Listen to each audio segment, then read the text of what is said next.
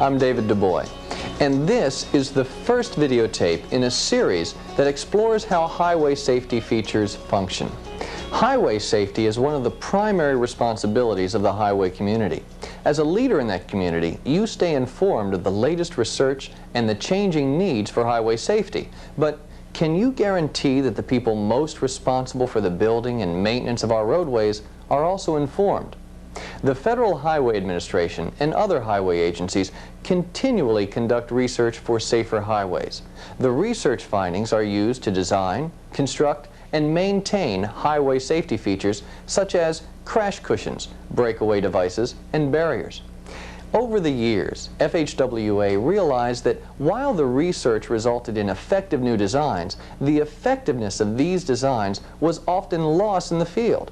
So we had safety features that worked beautifully in tests or in the plans, but not on our roadways. The problem was found in the methods of installing and maintaining the safety features. People who had never talked to the designer or who had never seen the design in action were entrusted with the care of the safety features. Well, they might have no idea how the design was intended to work or why it worked in a specific way. So the effectiveness of the safety feature might be lost, and the findings of the research not well used. To help solve this problem, this video-assisted functional requirements of highway safety features training course was developed. The goal of the course is to show those who actually select, install, maintain, and repair safety features why they work the way they do, and how the features should be dealt with.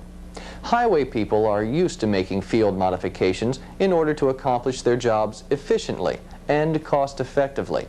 And some field modifications work well and don't affect the intended performance of a device. However, other modifications have harmful effects and can make the installation totally useless.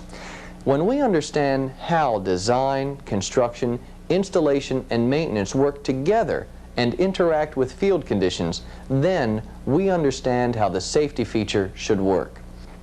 The Functional Requirements course will assist staff in reaching that understanding by training them first to install and maintain safety features properly so they'll perform as they were designed, then second, to recognize hazardous situations and to recommend proper remedial action, and finally, to identify conditions in the field that could make a properly designed feature hazardous, and to take the action that will correct the problem. To show you what to expect, we're going to see some brief excerpts from the video portion of the course. Together, we'll be learning why the installation and maintenance of safety features must adhere to and even enhance the design. Sometimes when you're in the field and a barrier or other safety feature needs repair work, it seems only common sense to complete the work in the fastest and most economical way possible. Now, while this thinking probably applies to many situations in life, it isn't the best way to do the job in highway work. The clear zone is the area bordering the road, starting at the edge of the traveled way, which is available for use by errant vehicles. Now, 4 factors contribute to determining the necessary width of the clear zone. 1. Operating speed. 2. Side slope steepness. 3. Horizontal curvature. And 4. Traffic volume. To understand the best contour for the clear zone, we'll look at this film on side slope and ditch tests.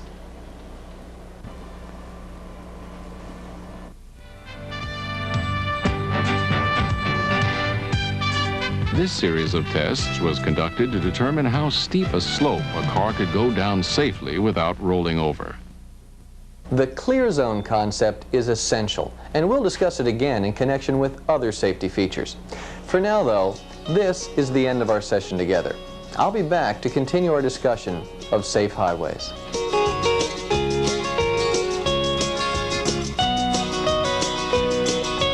One of the most essential highway safety features is the barrier. Barriers prevent vehicles from crashing into oncoming traffic, from running off bridges, from traveling over cliffs, and from winding up in someone's backyard. The correct installation and maintenance of barriers make invaluable contributions to the total safety system. The Oklahoma Department of Transportation has produced several tapes which can tell us about barriers. Let's take a look at the first one, and I'll be back again at its close.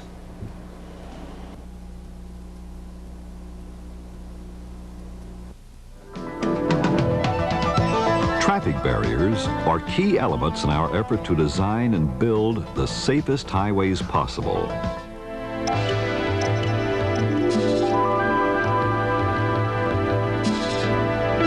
As the technology of highway safety... Together, we've seen the four types of barriers: the W-beam wood and steel strong post systems, the box beam system, the concrete barrier, and the cable barrier. Our study of barriers, however, isn't quite complete. To fully understand the safety features of barriers, we need to look carefully at all three sections that comprise a barrier. This session, we've covered only standard sections. In another session, we'll study the end treatments and transitions of barriers. In all our future sessions, we'll continue to explore highway safety features and your role in guaranteeing their effectiveness.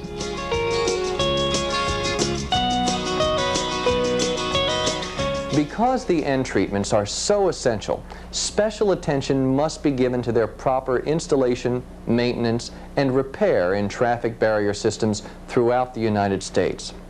To help us understand end treatments better, the videotape opens with a look at how the type of barrier system is chosen for a particular location, and then looks at each of the four end treatments.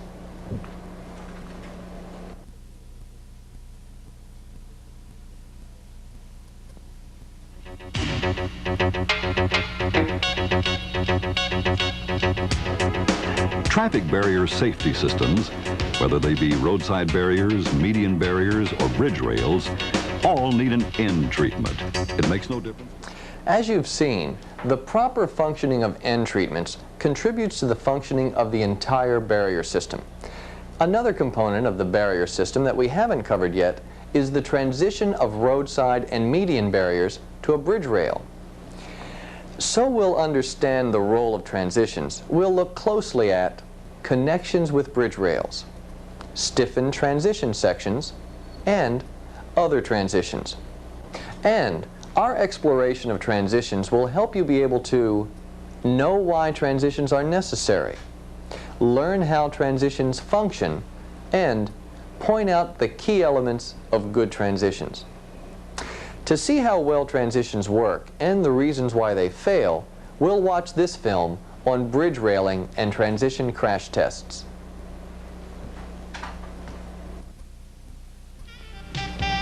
This is a standard concrete beam and post railing. Note the open joint. It allows the vehicle to snag on an undeflected post and beam end. This is a test of a typical transition from a guardrail to a bridge parapet. There is no offset between the concrete wall and the W-beam rail. The results of this test are disastrous.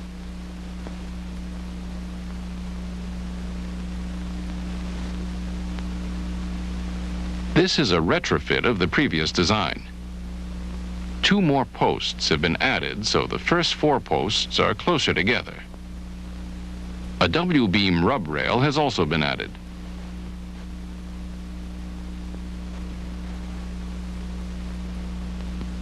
The test vehicle is successfully redirected.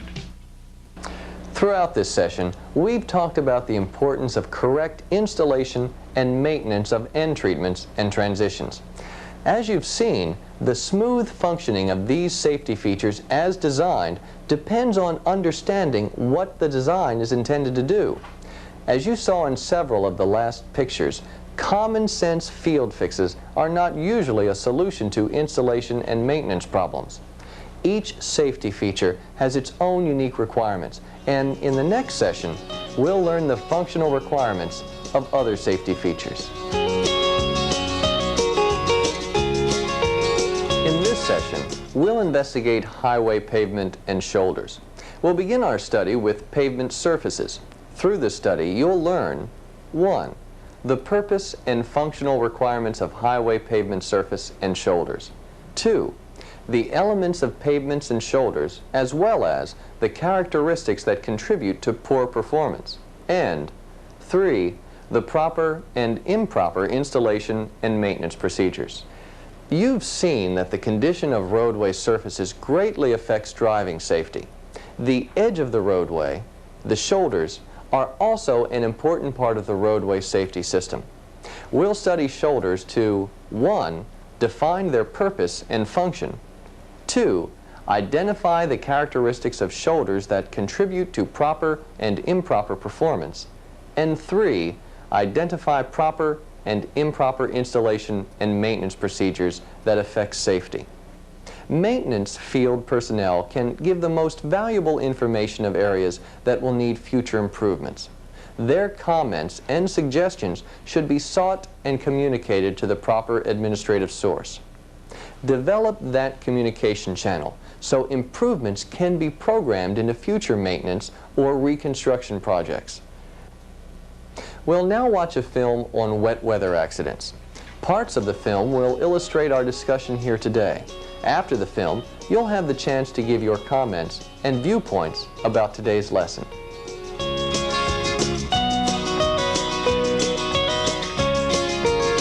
In this session, we'll be looking at drainage structures in order to understand what they're meant to do and how they function best. We'll concentrate on describing the purpose of drainage structures, the functional requirements of drainage structures, the hazardous situations caused by drainage structures, and proper construction and maintenance procedures. After everything has been done to improve the safety of one device, lack of coordination between those responsible for different hardware can practically negate everything. In this photo, you see a fixed base support right in front of a sloped longitudinal culvert opening. We've discussed most of these points. As you've seen, any one of them can adversely affect the performance of grates on inlets and culverts, and they can be identified during routine maintenance operations. Some can be corrected easily with maintenance equipment and forces. Those that require design changes or substantial reconstruction can be identified and programmed for future safety improvement projects. We've concluded the video portion of this session, and now you'll have the chance to discuss drainage structures with your instructor.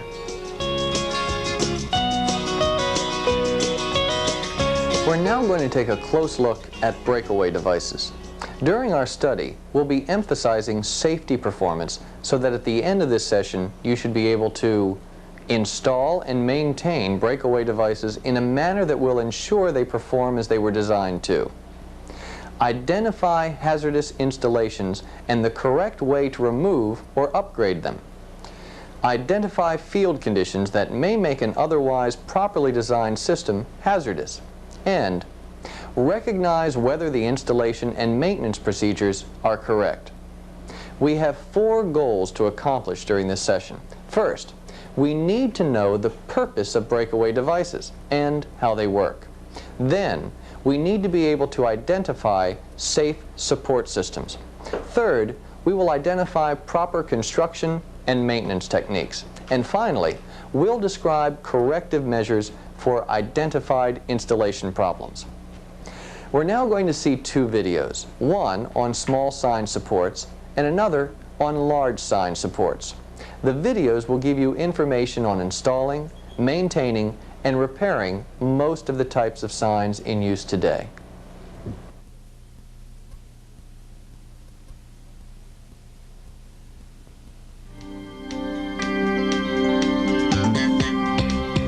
Small highway signs are the most common information devices on our roads and highways. They've proven their effectiveness in the past and will continue to save lives in the future.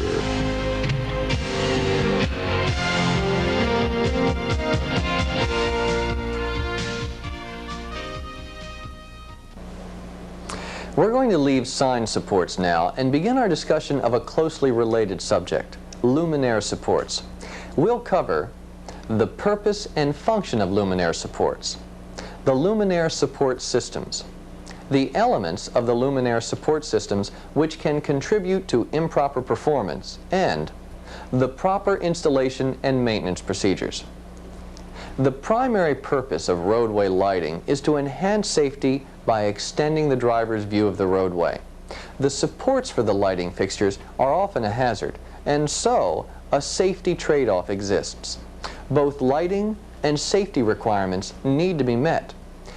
Let's end our session by looking at what problems mailbox supports can cause. After this film, you'll have time to talk with your instructor about this session. When hit, the beam can spear through the windshield, causing serious injuries. As you can see, the consequences of mailbox accidents are not insignificant. The U.S. Postal Service has design specifications for the mailbox itself, but not for the box support. Many of the designs now in existence may be hazardous to the driving public.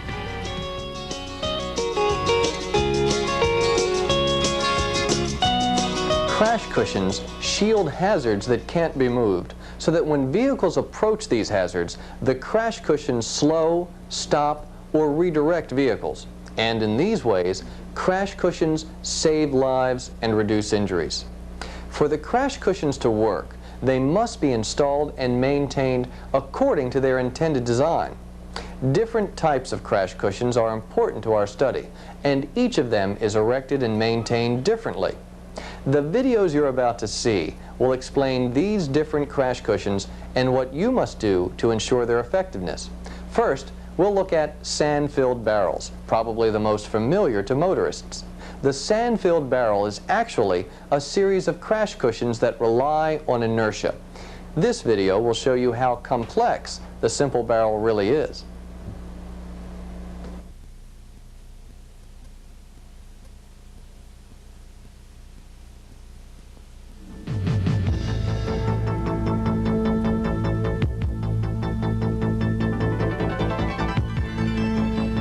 This program will discuss the installation, maintenance, and repair procedures that you should be following when working with the sand-filled plastic barrel crash cushion systems.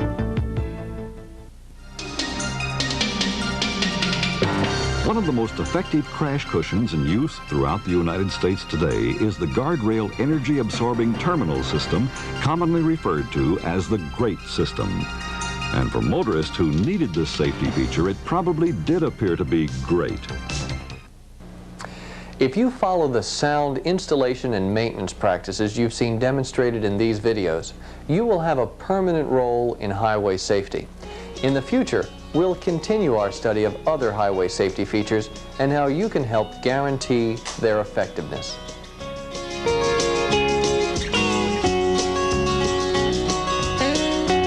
Roadside safety would be great with wide, flat areas along the sides of the roadway. Then, ditches could be located far from the edge of the pavement, and vehicles would have a large recovery distance. In this session, we'll look carefully at roadside slopes and ditches so that you'll be able to, 1, identify the areas of roadside slopes and ditch shapes that affect vehicle safety. 2, suggest alternative safety treatments for slopes and ditches. 3, describe proper and improper installation and maintenance procedures. The FHWA learned through roadside tests that vehicles probably will not roll over on slopes flatter than 3:1 at 60 miles per hour unless the slope is badly rutted. However, neither can vehicles return to the roadway on a 3:1 slope at 60 miles per hour. Instead, they will slide out of control in a circular motion. On slopes steeper than 4:1, vehicles will travel to the bottom before steering control can be recovered. You are the most important part of our highway system. As you've just seen, your performance can prevent accidents, save lives, and affect the safety of millions of people.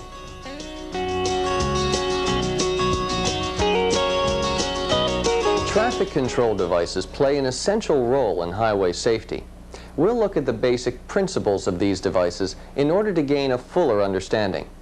Our study includes only basic installation and maintenance procedures, not engineering requirements. We'll also study current marking and delineation devices by looking at the purpose of these devices and what affects their performance in the field.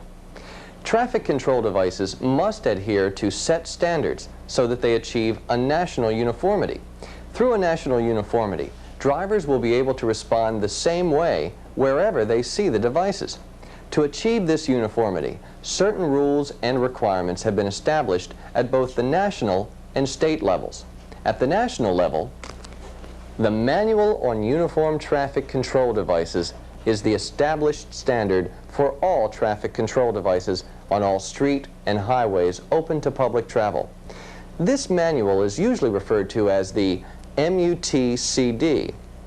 I'll refer to it both by the full title and the initials throughout this session.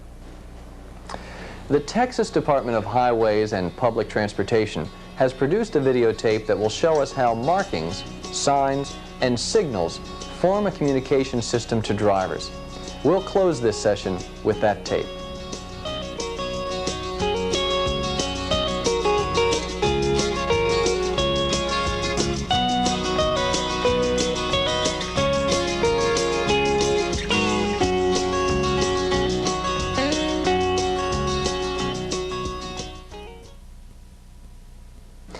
You and your agency can make use of this course very easily.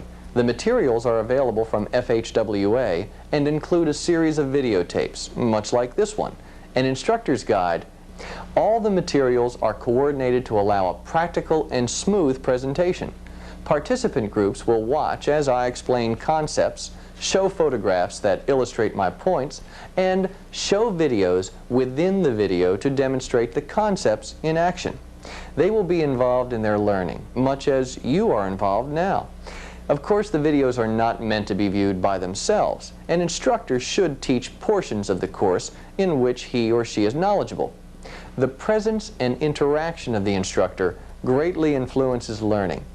This video-assisted format gives the instructor an easily managed method of training, standard presentations, time to interact personally with participants, and upgrading of the course as needed. Safety training is often assigned a low priority when in fact it should have the highest. In highway safety training, the welfare of millions and millions of travelers all over the United States every day is influenced by the level of knowledge of highway personnel. With the high turnover in personnel, most new people aren't aware of safety functional requirements. Training in this area should be ongoing to ensure that everyone is familiar with safety requirements. Training is also cost-effective. Even though time is taken away from the actual job, employees are more efficient when they are knowledgeable, and their knowledge keeps the roadways safer, lowering litigation and litigation costs. This course is available, easy to run, practical, up-to-date, and cost-effective.